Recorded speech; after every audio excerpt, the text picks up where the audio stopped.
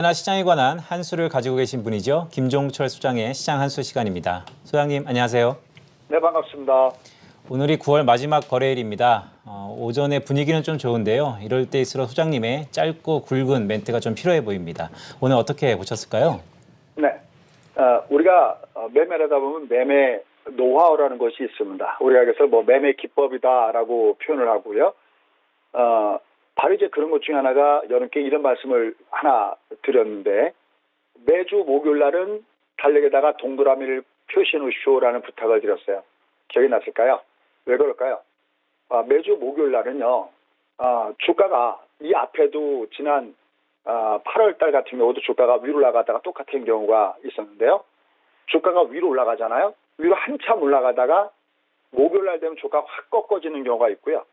거꾸로 주가가 밑으로 내려가다가 목요일 되면 거꾸로 들어주는 경우가 있습니다.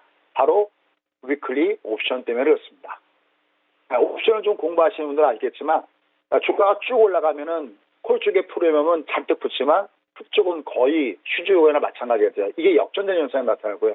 거꾸로 최근처럼 주가가 순간 급락을 줘버리면은 밑에 풋 쪽에 프리미엄은 왕창 붙어버리고 콜 쪽에 프리미엄은 거의 재료 가깝게 돼버립니다. 근데 위클리 옵션 때는 얘가 뒤집을 때가 많아요.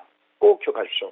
또 하나, 웹도독이라는 얘기 많이 들어보셨죠? 쉽게 하면은 우리가 원래 파생한 것은 말 그대로 메인, 선물로부터 파생된 거기 때문에 주가 메인이 현물이 되고 그다음에 부가 파생이 되는데, 우리는 그게 아니라 웹도독입니다. 여러분들 TV에 나오는 많은 전문가들이 해외 증시를 분석할 때 혹시 선물이나 옵션 포션 갖고 분석하는 거 보셨습니까? 한 번도 보지 못했을 겁니다. 유독 우리만 이 웹도독에 대한 부분이 굉장히 큽니다. 그래서 목요일 날은 꼭 표시해 놓으시면 좋겠습니다. 그래서 결론, 그래프 잠깐 보면서 말씀 좀 드릴게요.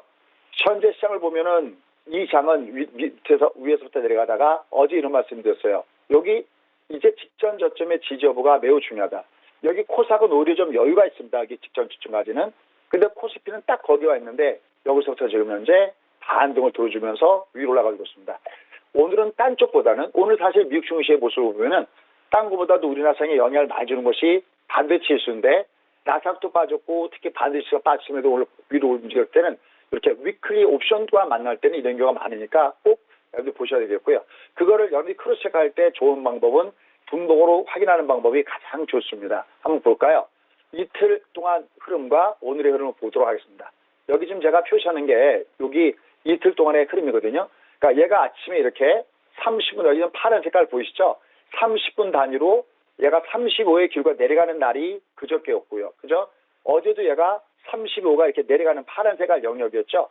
근데 오늘은 얘가 아침에 이 위로 올라가는 영역을 마주하고 있습니다.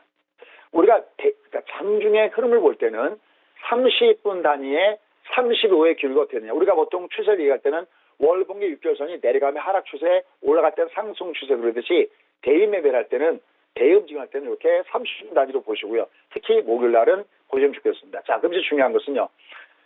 이렇게 주가가 너무나 내려왔기 때문에 이게 여기서 투매하면 안 된다라는 말씀을 이렇게 드리고, 어제도 역시 너무나 낙폭이 심하기 때문에 투매하면 안 된다 그러는데 문제가 있어요. 그럼 이제 여기서 이제 완전하게 바닥을 확인됐느냐?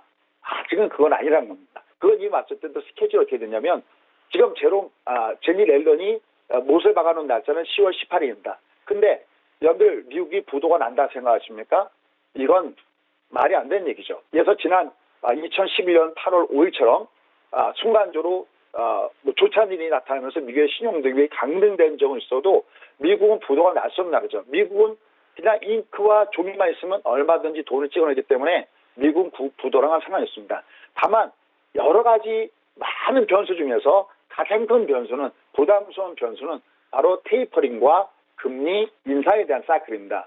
근데 이걸 갖다가 커버할 수 있는, 이거를 유일하게 이길 수 있는 것은 다른 것이 아니라 기업의 실적입니다. 이 실적이 이제 완전하게 우리가 얘기하는 금융 정책을 긴축적으로 간다 하더라도 플러스 마이너스 섞어서 플러스 합이 됐을 때 올라가는 것을 우리가 실적 장사거잖아요. 그러니까 그동안에는 우리가 유동성 장세 올라왔던 거죠.